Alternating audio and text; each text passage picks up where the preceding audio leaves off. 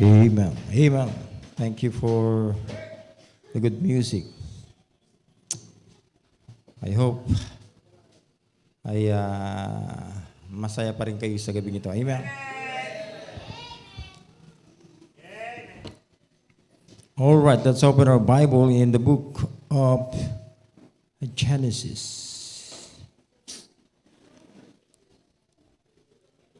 A familiar passage in the book of beginning.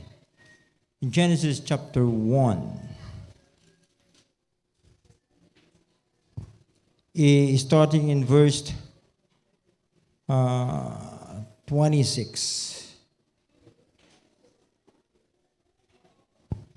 Tapos mamaya babasa tayo sa chapter 3. Alright, are you there? Sabi dito umpisahan natin sa verse 26 para maunawaan natin yung creation. Bagamat hindi yan ang gaanong i-emphasize natin. Mayroon lang akong gustong i-emphasize na isang word dito. At proceed tayo sa chapter 3. Doon tayo magpapark. Okay, the Bible says in Genesis chapter 1 and verse 26, and God said, let us make man in our image, after our likeness, and let them have dominion over the fish of the sea, and over the fowl of the air, and over the cattle, and over all the earth, and over every creeping thing that creepeth upon the earth. So God created man in his own image. In the image of God created he him, male and female created he them. Tanda na. Take note. Lalaki at babae lang ang nilikha ng Diyos. Walang bayot, walang tomboy. Okay? Lalaki at babae lang. Pag wala ka dyan, alanganin ka, hindi ka galing sa Diyos, ha? Alright? And the Bible says in verse 28, and God blessed them and said unto them, be fruitful and multiply, and replenish the earth, and subdue it, and have dominion. Yun ako gusto kong kuhaning word. Dominion. No? And have dominion over the fish of the sea, over the fowl of the air, and over every every living thing that moveth upon the earth. No? So, let's drop down to chapter 3. Let's see one of the creation of God from chapter 28. Sabi niya, Now the serpent was more subtle than any beast of the field which the Lord God had made. And he said unto the woman, Yea, hath God said, Ye shall not eat of every tree of the garden? And the woman said unto the serpent, We may eat of the fruit of the trees of the garden, but of the fruit of the tree which is in the midst of the garden, God had said, Ye shall not eat of it, neither shall you touch it, lest you die. And the serpent said unto the woman, Ye shall not surely die. For God doth know that in the day ye eat thereof, then your eyes shall be opened, and ye shall be as gods, knowing good and evil. Alright? Pag-uusapan natin sa gabing ito is about dominion. And the question is, who is dominating in your life? Sino ang dominant sa buhay mo? Binigyan tayo ng kapangyarihan ng Diyos over all other creation in this earth. No? Tayo yung merong kapangyarihan over them. No? Pero merong ding authority na over sa atin bilang human being. At yan ang pag-uusapan natin sa gabi ito. Alright? Tayo po'y sandaling pumikit at manalangin. Dakilang Diyos ang makapangyarihan sa lahat. Nagpupuri po kami, O Diyos, at nagpapasalamat sa gabi ito na muli niyo po kaming dinako sa bahay-sambahang ito upang sumamba sa inyo, O Diyos, sa Espiritu at katotohanan. Salamat po sa inyong presensya, Panginoon. Salamat sa inyong pangunguna sa amin. Salamat din po sa presensya ng inyong mga anak at lalo tigit ng aming mga first-time visitors. O God, bigyan mo po kami ng bukas na puso't isipan at patuloy na maging handang sisidlan ng iyong mga banal na salita na siyang lalago sa aming buhay at patuloy po kaming magiging mabubuhay ng pamumuhay ng totoong Kristiyano, Panginoon Diyos. O God, salamat po sa kabutihan mo po sa amin. Pangunahan mo kaming patuloy, naway kayong patuloy na magsalita sa kalagitnaan namin at abutin mo po ang aming pangangailangan sa gabing ito. Maging ang aming mga first-time visitors na nasa Google Meet o nandun man sa Facebook Live. O God, huwag niyong hayaan na magkaroon ng interruption dahil sa internet connection. Kundi, Panginoon Diyos, bigyan mo po kami ng good internet connection, Panginoon Diyos, at good sound system. Sa ganun, makarating po ang inyong mga salita ng maliwanag sa inyong mga anak, Panginoon Diyos. O God, maraming salamat po, Panginoon, at kung may nakikita man kayong kasalanan sa aming puso at isipan, ay patawarin niyo po kami. Pagpalain mo rin po yung gawain sa tagig na nangyayari ngayon sa pamumuno ng aming pastor. Pagpalain po ang aming pastor, ang kanyang buong sambahayan, at ganoon din po ang church sa Sahul. Ganoon din po ang bawat sa amin sa lugar nito. God, use us, O God, make us a blessing sa lahat ng tao, lalo tigit magpasimula sa sarili po naming tahanan. O God, salamat, ibinabalik po namin ang kapurihan, ang kalwalatian po sa inyo. Ito po ang aming samot dalangin sa pangalan ni Jesus. Amen. Please be seated. So for less than an hour, pag-uusapan natin who is dominating you? Who is dominating in your life? Ito'y istorya, binasa natin talata, ay istorya kung paano nilikha ng Diyos ang tao. No? Kung paano pinagpala ng Diyos ang tao at binigyan niya ng kapangyarihan. Sabi doon, let them have dominion. When you say dominion, it is supreme authority. No? Let them have dominion over other creation. Nabasa niyo ba yung binasa natin kanina in verse 28 ng chapter 1? No? Are you listening? Dito tumingin. No? So, ang tanong ko lang, kung tayo yung merong dominion, merong supreme authority over other creation in this planet Earth, in the face of the earth, how in the world na merong isang creation na lumapit kay Eva in the form of a serpent. No? At samantalang siya yung supreme authority, yet nagoyo siya ng isang nilalang na ito. Hindi ba kayo nagtataka? Ha?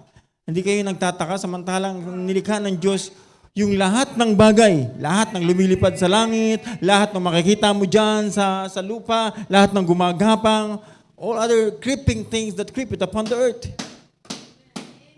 Pero itong serpent, itong lumapit kay Eva, ay napaniwala niya si Eva. At si Eva naman, napaniwala niya si Adan. Pero ang nasisi si Adan pa rin kasi siya yung leader ng tahanan. Amen. Kaya napakahalaga, kapatid, na maunawaan natin kung sino ba talaga ang dominante sa buhay natin. Sino talaga ang nagro-rule sa buhay natin? Sino ba talaga ang nasusunod sa buhay natin bilang mga Kristiyano? So kung nagtataka ka, bakit serpent? No? At kung babasahin natin, dahil yung serpent, sa pagkakataong ito, he is the picture of, sa palagay nyo, of Satan. And who is Satan? Sabi sa Revelations chapter 20, gusto ko lang maunawaan nyo. Kasi pag-uusapan natin is about who is dominating in your life. Dalawa lang naman yan. Mamaya, makikita natin kung sino. So, in Revelation chapter 20, in verse 2, sabi niya, and he said, and he laid hold on the dragon, the old serpent, which is the devil, and Satan, and bound him 8,000 years. Yan ay pagkatapos na, yan ay before the millennial kingdom. No? So yung old serpent pala, yung diablo talaga yun. So saan naman ang galing yung diablo? Saan ang galing itong si Satanas? Who is Satan anyway? So inintroduce yan ni Isaiah in Isaiah chapter 14. Let's study for a while, no? Pag-aralan natin ng konti yung theology. Isaiah chapter 14. Sino ba itong si Satanas?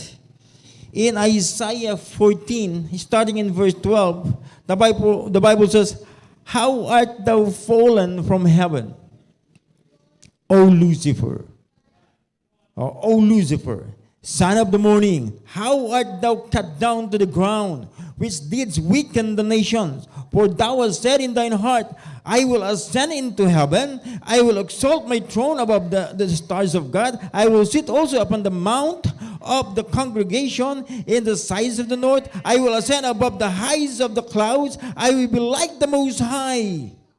Yet thou shalt be brought down to hell, to the side of the pit." Alright? It is, si Satan ay nanggaling kay Lucifer. Si Satan and Lucifer, the same thing. Pero si Lucifer, alam mo, hindi naman siya ay anghel before. Hindi siya dating Satanas. Yung pangalang Lucifer ay maganda sana. Because he is the son of the morning. Sabi niya, he is the son of the morning, O Lucifer. At dinescribe yan ni Ezekiel. Mamaya babasahin natin kung gaano kaganda si Lucifer. Pero hindi na magandang pangalan ngayon yan. Pero pwede pa rin kung gusto mong gawing pangalan ng anak mo. Si Lucy. Lucifer. So, ayan ay dinitalye naman ni Ezekiel yung itsura ni Lucifer. No? Sabi niya sa Ezekiel chapter 28, I hope nasusundan niyo po ako. Ezekiel chapter 28, starting in verse 11. Sabi yan, of course, ito si Ezekiel, it is revelation of God to Ezekiel, the prophet. Sabi yan, "Son of man," pertaining to Ezekiel, "take up a lamentation upon the king of Tyrus, and said unto him, Thus saith the Lord God, Thou sealest up the sum full of wisdom and perfect in beauty. Thou hast been in Eden, the garden of God. Every precious stone was thy coverings, the sardis, topaz, and the diamond, and the beryl, and the onyx, the onyx, and the jasper, the sapphire, the emerald, and carbuncle, and gold, the workmanship of thy tabrets, and thy pipes was prepared in the day that thou was created. Thou art the anointed cherub that covereth, and I have set thee, O thou was upon the holy mountains of God. Thou was walk up and down in the midst of the stones of fire. Thou was perfect in thy ways from the day of that thou was created, till iniquity was found in thee. Si Lucifer napakaganda. Perfect in beauty. Hanggang sa masumpungan ng kasalanan sa kanyang puso. Are you listening? By the multitudes of the merchandise, they have filled the midst of thee with violence, and thou hast seen, therefore I will cast thee as profane out of the mountain of God, and I will destroy thee, O covering cherub, from the midst of the stones of fire. Thine heart was lifted up because of thy beauty. Thou was corrupted thy wisdom by reason of thy brightness. I will cast thee to the ground. I will lay thee before kings, that they may behold thee. Thou hast defiled the sanctuaries of the multitudes of thine iniquities, by the iniquity of thy traffic. Therefore will I bring forth a fire from the midst of thee. It shall devour thee, and I will bring thee to ashes upon the earth in the sight of all them that behold thee. Oh, they that know thee among the people shall be astonished at thee. Thou shalt be a terror, and never shall thou be anymore. So nakita natin na si Satanas, bago siya maging Satanas, ay Lucifer muna siya. Ang sabi ng Biblia, dinescribe siya na perfect in beauty. Until na natagpuan sa kanya yung kasalanan. Ano yung kasalanan? Yung sin of pride. Na nakita niyo yung sinabi ni Isaiah kanina? Na yung 5 I wills niya. Nasumpungan siya ng pride. Sabi niya, I will be the most high, yung panglas. Kasi gusto niyang pantayan ng Diyos. Akala niya kaya niyang pantayan ng Diyos kasi siya ay may likas na kapangyarihan na nakalimutan niya. Ito'y bigay lamang sa kanya ng Diyos. At siya ay nilikha lamang ng Diyos. Amen? Now, here's the thing. Satan is more powerful than us. Are you listening? Kaya sabi ng Biblia si Satanas, bago siya maging Satanas, anointed cherub siya. Alam mo, chief of staff ng kalangitan. Siya yung overseer ng lahat ng heavenly armies, heavenly angels. Hanggang sa natagpuan ng Diyos ang kasalanan sa kanya na sin of pride. Kaya nasipa siya sa langit. Naging fallen angel siya at tinawag na siyang Satanas. And one-third of the angels in heaven ay kasama niya. Kaya yung iba nga katabi nyo. Are you listening? Hindi yang nakikita mo. Kasi yung demons, yung angels na kasama ni Satanas, ni Lucifer na sinipa sa langit, ay hindi siya nakikita. Pero nandiyan siya sa katabi mo.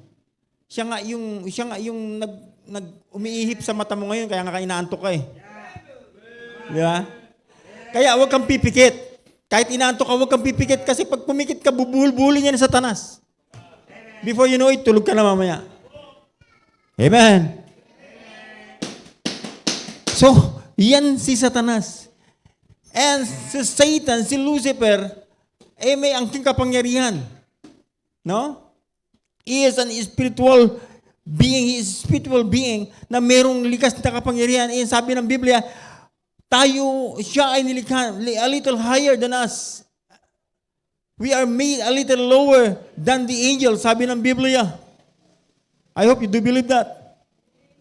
So it is undeniably, Satan is more powerful than us as a human being. Amen. I hope you will agree with me na ang diablo ay mas makapangyarihan sa atin. Naniniwala ba kayo doon? Kung hindi, mas makapangyarihan ka na. Ayaw mong maniwala.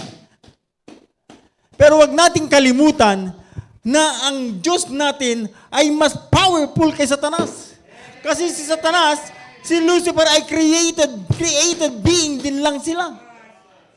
Created being din lang siya katulad natin. And we were made a little lower than the angel. Sabi ng Biblia. So it is undeniably, tayo ay likas na mas mababa kaysa sa anghel at mas powerful sila sa atin. So sila yung dominant sa atin. Amen. So, ito yung facts. No? Bilang tao, we are created by God in a special way. Nakita naman natin kanina in chapter 1 and verse 26. I hope you're listening. No, nilikha tayo in a special way. Mismong kamay ng Diyos ang lumikha sa tao. Amen. And ang Diyos na yan na lumikha sa atin, binigyan tayo, pinagpala tayo, at blines tayo, at binigyan tayo ng kapangyarihan over other creature. Ang galing, di ba? Kaya hindi ka dapat natatakot sa ahas. Sino hindi natatakot sa ahas? Kaya yung mga hindi natatakot sa ahas, mas makapangyarihan sila sa ahas. Di ba?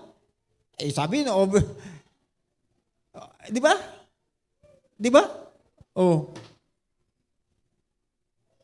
Hindi na kasi yun eh. Kasi yung kausap ni Eva sa garden, si Satanas talaga. In the form of a serpent. No? Yung serpent naman natin ngayon, yung gumagapang, kasi kinurse nga eh. No? Kinurse ng Diyos eh, kaya gumagapang na siya. Kaya nandyan yung iba, nasa paanan nyo ngayon. No? Are you listening? So bagamat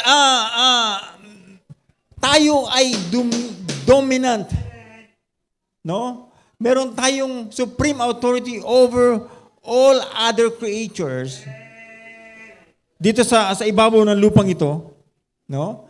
Bagamat karamihan sa atin natatakot sa ahas, natatakot sa ibang mga hayop, no? Lalo na sa leon, which is the strongest among the beasts. No? Pero sabi ng Diyos, nung araw, kapanahunan ni Adan, lahat yun sumusunod sa Kanya. Natuturuan sila at may kapangyarihan ng tao over sa kanila. Are you listening? Pero huwag natin kalimutan, kapatid, we are created by God in His own image and likeness. At blines tayo at binigyan tayo ng kapangyarihan over them, over these other creatures upon the earth. Ganun pa man, kahit meron tayong kapangyarihan sa kanila, meron pa rin mas makapangyarihan sa atin, which is Satan. Mas dominant naman ngayon si Satanas sa atin. No? Pero ang kagandahan doon, yung Diyos na pinananampalatayan na natin, mas dominante naman kay Satanas. He is the supreme being. Supreme authority of all authorities. Amen. He is the sovereign God. Amen. Kaya nga ang tanong ko, ulitin ko yung tanong ko, who is dominating in your life? Is it Satan or God? Amen. Sino ba? So this evening, I want to expose to you, mga kapatid, how Satan, how subtle Satan is. Kung gaano katuso si Satanas. Kung paano niya desecrate yung salita ng Diyos. When you say desecrate, it is to violate the sanctity of the Word of God. To treat disrespectfully the Word of God. To irreverently the Word of God. Yung hindi niya nirespeto, hindi niya nirerespeto, pinapawalang mahalaga niya yung salita ng Diyos. Amen. Back in the Garden of Eden, yun ang ginawa ni Satanas. I hope you're listening.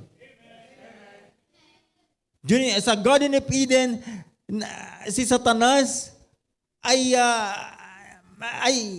gumawa ng estratehiya kung paano niya mapapabagsak yung tao sa kasalanan sa pamamagitan ni Eva. Are you listening? Kaya nga, kapatid, pag-uusapan natin is yung mga bagay, strategies, no? Yung mga estratehiya ni Satanas para ma-avoid natin na tayo ay bumagsak pa rin sa the same na kasalanan na pinagbagsakan ng ating mga forefathers. I hope you're listening. Sabi niya sa chapter 3, balikan natin yung ating binasa kanina, chapter 3 ng book of Genesis. Alright? I hope nasusundan niyo po ako. Diyan na tayo. Pag-uusapan na natin si Satanas. Yung si Satanas na nasa tabi mo. No? Hindi yang nakikita mo. No? Kasi spiritual being si Satanas. Huwag mong pagbintangan yung katabi mo. Kahit natutulog yung katabi mo, hindi yan si Satanas. Kahit na tingin mo mukhang may sunga yan, hindi pa rin yan si Satanas. Si Satanas ay hindi mo nakikita. Because he is a spiritual being. And he is more powerful than you and me. Dominante siya sa iyo at sa akin. Amen. Kaya ang tanong ko, sino ang mas dominante sa buhay mo? Ang Diyos kaya o ang diablo? Kaya pag-aralan natin yung mga strategies ni Satan so that hindi na tayo mapapabagsak ni Satanas sa pamamagitan ng kanyang mga strategies. Pag-aralan na natin ngayon pa lang yung mga strategies ni Satan para hindi niya tayo mapabagsak. I hope you're listening. Sabi niya sa chapter 3 verse 1, Now the serpent was more subtle than any beast of the field, which the Lord God had made. And he said unto the woman, Yea, hath God said, Ye shall not eat of every tree of the garden. Sabi ba ng Diyos na huwag kayong kumain ng bunga ng punong kahoy na yan? Ano unang ini-impute ni Satanas kay Eva? Anong sagot? Doubt. Doubts. Satan will give you doubts to the Word of God. That's the first thing. Ang diablo ay bibigyan ka ng duda, ng pag-aalinlangan sa salita ng Diyos. Amen. Bibigyan ka ng pag-aalinlangan sa warning ng Diyos. Bibigyan ka ng pag-aalinlangan sa standard ng doktrina na itinuro ng Diyos. Bibigyan ka ng pag-aalinlangan sa mga promises ng Diyos. Yan yung strategies ni Satan. Or one of the strategies of Satan, he will give you doubts. He will give you doubts to the Word of God. Amen. Biruin mo, warning ka. Ang Biblia ay punong-puno ng warning sa mga tao. Sa mga Kristiyano ngayon. Kung ano ang dapat at hindi mo dapat gawin. Kung gusto mong pagpalain ka ng Diyos, tumunod ka lang sa salita ng Diyos. Pag hindi ka sumunod sa salita ng Diyos, may warning, ikaw ay mapapahamak. Pero ganun pa man, kahit punong-puno ng warning ang Diyos, ang diablo ay nahuhulog pa rin ang tao ay nahuhulog pa rin sa kasalanan. Bakit? Nandun na yung doubts na inimpute ni Satanas sa tao. Sinabi ba talaga ng Diyos yan? Sinabi talaga ng Diyos yan? Parang hindi naman. Are you listening? Masama ba talagang ligaw pag hindi pa mag-aasawa? Masama ba talaga magpaligaw pag hindi pa mag-aasawa? Sinabi ba talaga ng Diyos yan? You ought to read your Bible. Amen. So magaling si Satanas magbigay ng duda sa tao. At yung duda ay hindi iyon kawalan yun ng pananampalataya. Kaya nga ang kailangan natin ay buong pananampalataya sa Diyos na lumikha sa atin. Pag napalitan na yan ng doubts, hindi ka na maniniwala sa salita ng Diyos kahit nasa sayo pa yan. Kahit araw-araw mo pa yan napapakinggan. Kahit araw-araw mo pa yan napagbubulayan. Pag nag-umpisa ka ng magduda, duda na talaga yan. Amen. Parang hindi naman. Tita mo, ako nga matagal ko nang ginagawa to, hindi naman ako napapahamak, di ba? May nangyari ba sa akin? Parang walang warning. Amen. Parang sinasabi niya, ganyan ba talaga yung, dapat talaga ganyan ang Kristiyano? Pag babae, ganyan talaga ang suot? Hindi ba pwedeng magpantalon? Bakit hindi pwedeng magpantalon? Wala naman sinabi sa Biblia na bawal magpantalon. Wala kang mababasang pantalon dyan. Pero ang mababasa mo sa Biblia, yung panglalaki, huwag suotin ng pambabae at yung pambabae, huwag suotin ng panglalaki. Ibig sabihin may distinction. So may standard sa pananamit pa lang back in the book of Deuteronomy. Amen. May standard ng pananamit. Pero bibigyan ka ng duda, hindi naman siguro masama kahit na ganito ang suot ko, di ba? Masama bang naka-short pants na magsisimba? Di tanongin mo sarili mo, pangit ba? Bakit pag pupunta ka sa mall, gusto mo pa nga dress to kill ka eh. Pag pupunta ka ng mga party, ng birthday party, gusto mo, nakabihis ka rin. Kaya pag nagpicture-picture, maganda itsura mo eh. Tapos pag pupunta ka sa church, itsura mo, nakapambahay, nakapantulog. Di ba? Di ba nakakahiya naman yun? Di ba? Hindi naman siguro masama ang ganito. Sasabihin ng diablo sa'yo, hindi masama yan. Okay lang yan. Sige na, kahit hindi ka makinig, matulog ka lang dyan. Sige na. Huwag kang masyadong maniwala kay pastor. Amen. Yung iba, totoo naman yung sinasabi ni pastor, pero yung iba, huwag mo nang paniwalaan. Lalo na yung panliligaw at pagpapaligaw. Lalo na yung pag-ML sa yung pagtitiktok. Trending nga yan, uso nga yan eh. Gabi naman KJ si pastor, binabawalan tayo mag-TikTok at mag-ML. Kapatid, hindi ako nagbabawal sa'yo. Sige lang. Ang gusto kong ipaliwanag sa'yo, si Satanas, niloloko ka. Pinapaniwala ka sa isang bagay na akala mo hindi kasalanan. Akala mo palaro-laro ka lang ng ML. Akala mo naglilibang ka lang. Akala mo pasayaw-sayaw ka lang ng TikTok. Akala mo okay ka lang. Pero ang totoo nun, niloloko ka ng diablo. At binibigyan ka ng doubt sa pananampalataya mo. Kaya nga maraming ayaw ng ating pananampalataya eh. Marami nang nakarating sa church na ito, pero hindi sila nagpirmi sa church na ito. Bakit? Ayaw nila ng salita ng Diyos. Bakit? Nabigyan na sila ng doubts ng diablo sa salita ng Diyos. Amen. Ayaw nila ng modest apparel. Nagdududa na sila na, kailangan ba talaga magbigay ng tithes and offering?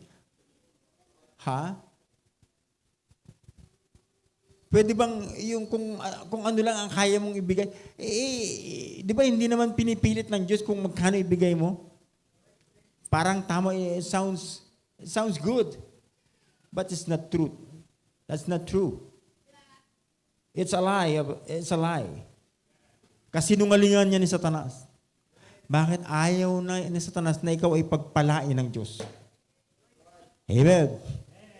Kaya hanggang ngayon tayo ay hirap na hirap pa rin sa pagbibigay o pagbabalik ng tithes. In fact, pag tayo nagbalik ng ating tithes, hindi pa tayo nagbibigay sa Panginoon.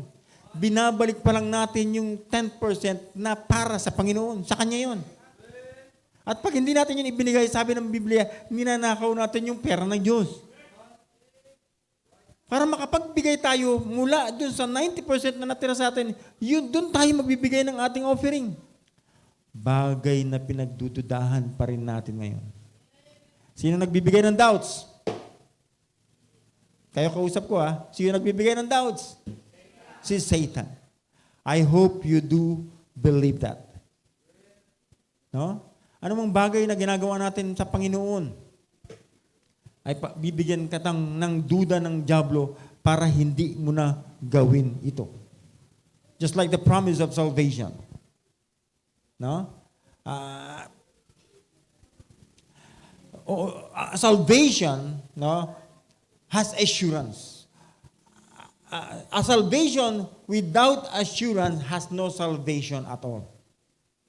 No? Pero marami pa rin naninindigan sa pananampalataya nila na pag nagkasala, yung isang tumanggap na sa Panginoon, hindi na pupunta sa langit. Walang salvation doon. It is doubts.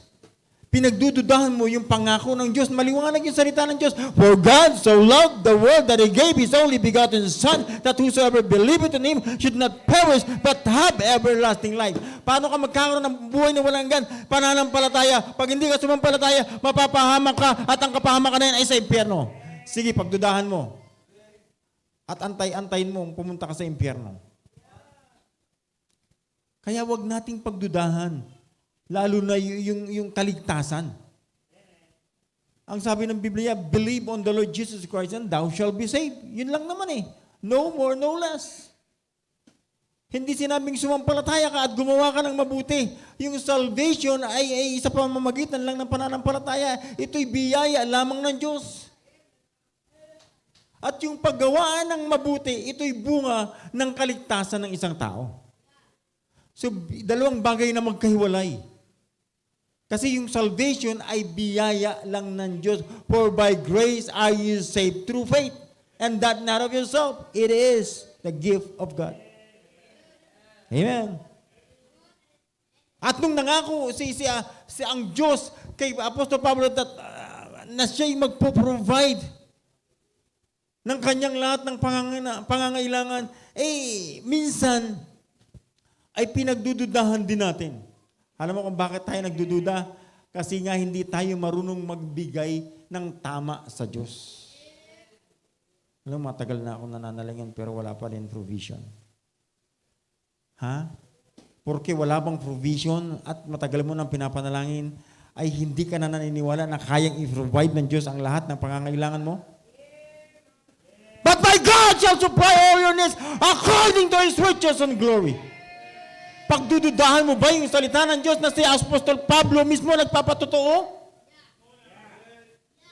Amen. Kung kaya ka magdududa, kasi alam mo na hindi ka nagtatapat sa Diyos. Amen. Satan will give you doubts to the Word of God. Doubts. Pero kung pananampalatayanan lang natin ng Diyos na yan, na lumikha sa atin at nagbigay sa atin ng kapangyarihan over other creatures, kapatid, that God is enough for us. In fact, Jesus Christ is enough to every believer. No? Wala ka nang hahanapin kung nasa iyo si Kristo. Dapat ganoon. Ba't hanap ka pa rin ng hanap ng kapartner? Ay, hindi naman po ako naghahanap, Pastor. Nag-aantay lang. Ay, that's good. That sounds good. Dapat naman talaga, hindi naman talaga hinahanap yung mapapangasawa. Hindi mo dapat hanapin yan. Hindi mo hahanapin yan. Yan ay kusang ibibigay ng Diyos sa'yo ayon sa pagsunod mo sa Diyos. Ang hirap kasi, nauna nating hanapin eh. Pag unang nagpa-cute sa'yo, akala mo yun na eh. Yung unang nagsabi sa'yo ng I love you, akala mo yun na eh. Ha? Nung unang nag-text sa'yo, akala mo yun na eh. Ha? Huwag natin pangunahan ng Diyos. Amen? Pag hindi mo pa panahon, huwag mong pilitin. Amen. And then the second thing is, sabi niya sa chapter 3 and verse 2 and verse 2 and 3. And the woman said unto the serpent, we may eat the fruit of the trees of the garden, but of the fruit of the tree which is in the midst of the garden, God had said, ye shall not eat of it, neither shall ye touch it, lest ye die. Alam mo ang ginawa ni Satanas? Satan is diluting the Word of God. Pag sinabing diluting, it is wina-water down niya yung salita ng Diyos. Kinocontaminate niya o pinupollute niya o wini-weaken niya, pinapahina niya, pinapababaw niya yung salita ng Diyos. Tignan mo mabuti. Balik natin sa chapter 2. In verse 16. Sabi niya, and the Lord God commanded man. Sinong kinumand? Si Adan, hindi si Eva. Pero sinong tinukso ni Satanas? Si Eva. Alright? Kaya si Eva naman, napaniwala siya ni Satanas. Kasi nga, tuso si Satanas. Are you listening? And the Lord God commanded the man, saying, of every tree of the garden thou shalt freely eat. Lahat ng bunga dyan sa garden na pwedeng kainin. Kainin mo. You can freely eat. Ha? Then sabi sa verse 17, but of the tree of the knowledge of good and evil, thou shalt not eat of it. Tama yung sinabi ni Eva. For in the day that thou eatest thereof, thou shalt surely die. Are you listening? Pero ang sabi ni Eva, but to the fruit, sabi sa verse 3 ng chapter 3, but of the fruit of the tree which is in the midst of the garden, God had said, sabi daw ng Diyos, bagamat hindi niya nanirig, si Adan lang nagsabi sa kanya. Pero tignan mo, kung paano niya dinilute, hinaluan ng iba, dinagdagan. Sabi yan, but of the tree which is in the midst of the garden, God had said, ye shall not eat of it. Tama yun. Pero yung idinagdag ni Eva, sabi niya, neither shall ye touch it. May sinabi bang gano'n ang Diyos? Wala. No? Kaya, Satan is diluting the Word of God. No, dinidulute, pinapalabnaw niya yung salita ng Diyos by adding sa pamamagitan ng pagdagdag o pagbabawas sa salita ng Diyos para hindi mahalata na ito'y polluted. Oh, ito ay hindi na, ito'y nahaluan na ng hindi puro. At pag ang salita ng Diyos ay hindi na puro, ibig sabihin nun, contaminated na talaga yun. It's no longer pure. If you add something to the Word of God, it's no longer pure. And Satan is used to dilute the Word of God. Kung nakarinig ka ng isang Kristiyano, ay, siguro naman, depende yan. No? Depende yan sa pagdadala mo. Na? Para bang sinabi no, sa tahanan, ang leader ay ang lalaki. Yung husband ang leader ng kanyang wife. Sabi ng hindi niwala salita na sabi ni Satanas, depende yan. Di ba? Kaya pag sinabing depende yan, pinapababaw niya yung salita ng Diyos, hindi totoo yan. Depende yan. Meron namang mga babae na mas magaling pa sa lalaki, di ba? Kaya pwede rin siyang mag-lead sa tahanan. Are you listening? So, pinapababaw niya na yung salita ng Diyos. Dinidilute, hinahaluan niya ng hindi na puro. Kinocontaminate niya yung salita ng Diyos. Are you listening? Alam mo ba, ganyan yung NIV? Contaminated Word of God. At kaya kung ang Bible mo ay NIV, ay gumamit ka na lang ng songbook, mas maganda pa yan. Mas inspired pa yung songbook kaysa sa NIV. Because the NIV ay over 30,000 words ang na-dilute, nawala, nadagdag. Iniba. Sino may author? Sino may gawa noon? It is the devil. Amen. So yan yung pangalawa. The need. Satan is diluting the word of God. Amen. And the third thing is, sasabi niya sa chapter 3 and verse 4, and the serpent said unto the woman, ye shall not surely die. Wow. Grabe si Satanas talaga. No? Satan now is denying the word of God. Ye shall not surely die. Hindi yun totoo na ikaw ay mamamatay.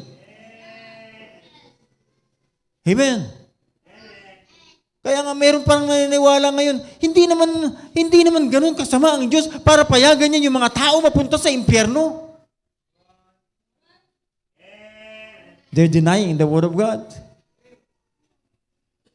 Hindi tayo papayagan pumunta sa impyerno. Mahal tayo ng Diyos. They denying the word of God. Ha? Huwag kayong maniniwala doon. Bagamat mapagmahal ang Diyos, God is a loving God, a merciful God, a gracious God. But don't forget that our God is also a righteous judge. Righteous God. Amen. Kaya makakatanggap tayo ng ayon sa pag-istima natin sa Diyos. O ayon sa pag-istima natin sa salita ng Diyos. Amen. Biruin mo. Merong mga Baptist congregation ngayon na hindi na naniniwala sa sinner's prayer. Ha?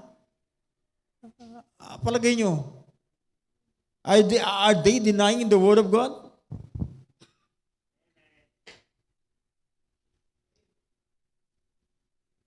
Yes, they do.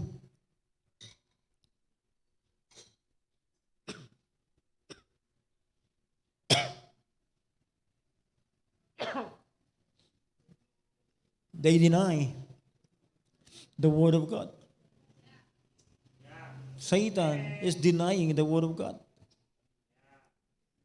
Sasabihin niya sa hindi naman masama siguro pagka hindi ka makapagsimba, di ba?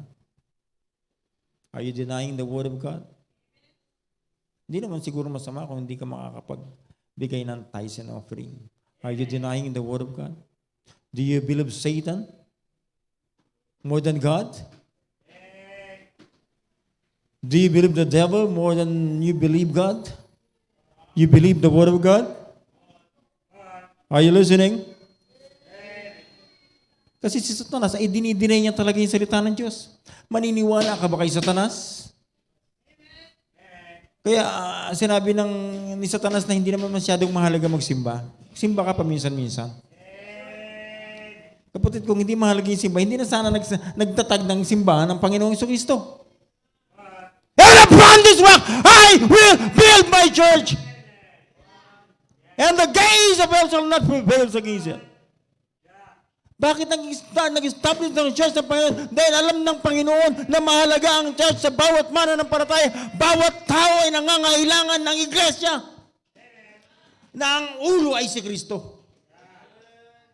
Kaya kung ikaw ay napapabilang sa isang iglesia na wala si Kristo, hindi naniniwala kay Kristo, yan ay dead church. Patay. At pagpatay, hindi yan lalago. Kaya nga maraming mga Kristiyano, so-called Christian, na hanggang dun na lang sila. Akala nila ganun lang yung Christianity. Mas nakatuon sila sa mga bagay na pinagkakaabalahan nila dito sa lupa. But not of God. Amen. They denying the word of God. Satan is denying the word of God, and they believe Satan more than God. And I hope and pray na wala man sa atin isa dito na naniniwala kay Satanas ngayon. I hope naniniwala ka na yung katabi mo, hindi yan si Satanas. Kahit na mukhang diablo pa yan. Hindi pa rin yan yung diablo. Yung diablo yung nanluloko sa pananampalataya mo, yung nagbibigay ng doubt sa iyo, yung nagpapababaw ng salita ng Diyos at nagdi-deny ng salita ng Diyos. Amen. Then sabi niya sa verse 5, for God that know that in the day ye eat thereof, then your eyes shall be opened, and ye shall be as gods, knowing good and evil. Satan is displacing the word of God. When you say displacing, it is to dislocate, to disturb, to relocate, to remove, to reposition the word of God. Amen. Kuya, nilalamig ka ba? Nilalamig ka? Ayusin mo yung upo mo kung nilalamig ka. No. Mamaya ka na maghalo-kip-kip pagdating sa bahay. No. Isipin mo ngayon, nasa church ka na kung saan ang ating sinasamba ay ang Panginoong Hesukristo. And He is the sovereign God. Dapat istimahin natin yung Diyos sa buhay natin ng mas mataas sa lahat ng nilalang. Amen. Because He is the sovereign God. Amen. Satan is displacing the word of God. Kaya sasabihin niya, hindi naman masama yung contemporary music, di ba? Ha? Hindi naman masama yung untimely relationship, di ba? Hindi naman masama yung homosexuality, di ba? Hindi naman masama yung divorce, di ba? Yung legal separation, di ba? Hindi naman masama yung same-sex marriage, di ba? They just simply displacing the word of God. It is Satan who displays the word of God. Paniniwalaan niya yung tao sa bagay na hindi totoo. Nakakita ka ng isang dalawang lalaki na nagsumpaan. Good night. Ikinasal ng isang pastora. At nagsumpaan. At binasbasan ng isang pastora. Kaya nga yung pastora, wala naman talaga sa Biblia. Pastor lang yung sinasabi ng Biblia. Kuya, upo ka maayos. Tapos nung nabasbasan ng pastora, you may kiss. Paano sasabihin mo nun? You may kiss the husband and husband. Parehas na husband yun eh. Sino yung wife? Ngayon kung parehas na babae, sino yung husband? Kaya pagka you may kiss your spouse para safe. Pero pag nag-kiss yung dalawang yun, nakakakilabot. Di ba? Kikilabutan ka kung nakikilala mo yung Diyos. Anong gagawin yan? Mag-iispadahan? Samantalang maliwanag sa back in the book of Genesis, yung binasa natin kanina sa Genesis chapter 1 verse 26, nilikha ng Diyos ang tao sa kanyang wangis. In the image of God created He them, male and female. Tapos pagpipilitan ng mga tao na yun, ngayon, na gumawa ng batas para maging legal ang pagsasama ng parehas na lalaki o parehas na babae. They believe the lies of Satan. They just simply believe the lies of Satan. Amen. We're not against. Hindi tayo against sa mga homosexual, sa mga bayot, hindi po tayo galit sa kanila. In fact, we love them. Kaya we share them the gospel. No? Hindi po tayo galit sa kanila. Binabahagi natin sa kanila yung salita ng Diyos. They need the word of God. They need to get saved. Yun lang ang pag-asa nila para makaiwas sa tiyak na kapahamakan sa impyerno. They need to believe Christ. They need to believe the Lord Jesus Christ. Amen. Now as I conclude, I'm almost done. We're landing. Ulitin ko lang yung katanungan, who is dominating in your life? If you believe on Satan's lies, he is the one dominating in your life. Kung naniniwala ka sa kasinungalingan ni Satanas, siya yung nangunguna sa buhay mo. Ha? Naniwala ka ba naman sa mga kasinungalingan ni Satanas Kaya hanggang ngayon, nakikipaglaro ka pa rin kay Satanas Hanggang ngayon, hindi mo ma-break yung girlfriend mo, yung boyfriend mo Dahil akala mo, kahit alam na alam mo, hindi ka pa mag-aasawa, pero nagme-maintain ka ng untimely relationship. Anong gusto mong patunayan? Mali yung salita ng Diyos at ikaw yung tama. We believe, in this church, we believe the Word of God. At kung hindi mo naman ito paniniwalaan at hindi mo ito pananampalatayaan, marami naman dyan sa paligid na churches na hindi naniniwala dito.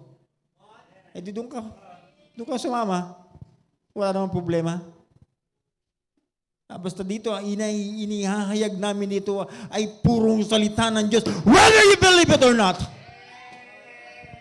Amen.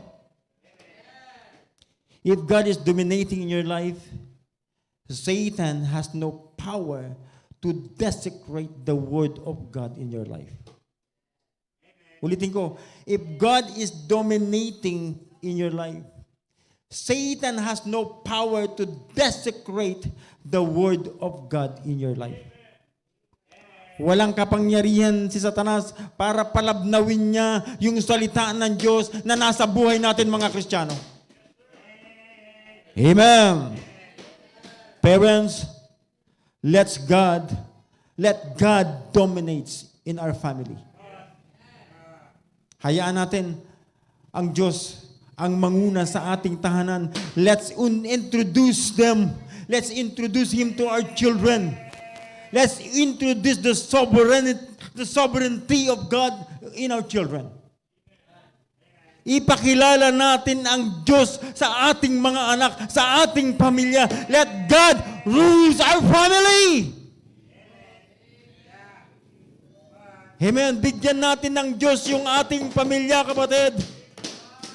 Let give them the God of heaven. Let give them the God of Abraham, the God of Isaac, the God of Jacob, the God of Old Testament prophets, the God of the apostles, and the God of the disciples, the God of Christians today. Let's give them our God. I mean, the true God. And He is the omniscient and omnipotent and omniscient God. Omnipresent God. The immutable God. The unchangeable God.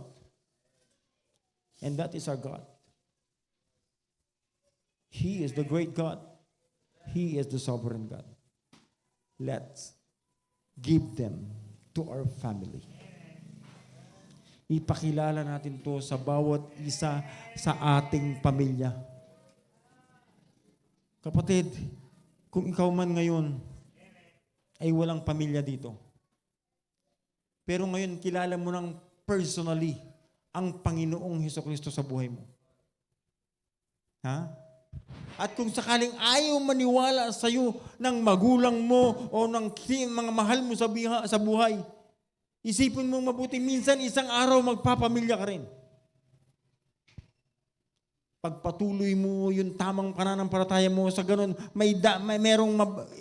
pagdating ng iyong pag-aasawa, merong isang pamilya na magre-raise ng godly family. Hayaan mo na yun. Tapos na yung yugto ng buhay sa iyong pamilya kung ayaw man nalang maniwala sa Bible mo. Ayaw nilang maniwala sa pananampalataya ng mong Diyos. Ayaw nilang tanggapin si Kristo sa buhay nila. So be it. Ang mahalaga yun, ikaw na nakakapakinig ng salita ng Diyos ngayon, ikaw yung mamuhay mula sa salita ng Diyos ngayon. Amen. I hope the message is clear this evening. Let me ask you once again, who is dominating in your life? Is it God, the one true God? Or Satan, the liar? The deceiver, the great deceiver? Siya pa rin ba ang pinapakinggan mo ngayon? Kaya may mga bagay sa buhay mo hindi mo masisuko-suko sa Diyos. Ha? Bakit hindi mo pakinggan ang tinig ng Diyos sa buhay mo? Kung ikaw ay Kristiyano na ngayon, kung tinanggap mo na si Kristo, yung banal na Espiritu ng Diyos ay nananahan na sa mortal body mo. Why don't you listen to Him? Ha? Kung ano ang conviction na narinig mo ngayon, kung ano ang pinaparating sa iyo, anong sinasabi sa iyo ng banal na Espiritu ng Diyos ngayon, yan na yun eh, yung conviction mo na alam mong gagawin mo, pag pinag-iisipan mo, ito ba'y tama o ito ba'y mali? Pero pag nakita mo na ito'y para sa kapurihan ng Diyos, go for it!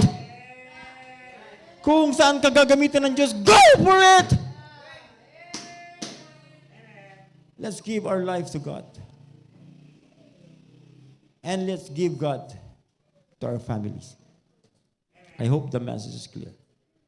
Tayong lahat ay tumayo at tayo po ay manalangin. Dakilang Diyos ang makapangyarihan sa lahat. Nagpupuri po kami, nagpapasalamat o Diyos sa gabing ito. Sa natapos po namin pag-aaral mula sa iyong mga salita. Thank you so much, so God, for your word. Thank you for the message. I pray na patuloy po itong pagpalain sa puso at isipan ng bawat nakapakinig. O Diyos, ibinabalik po namin ang buong kapurihan, ang kaluwalhatian po sa inyo. At patawad po sa bawat pagkakasala at pagkukulang po namin. Ito po'y aming samot dalangin sa pangalan ng Jesus. Amen. Kung sa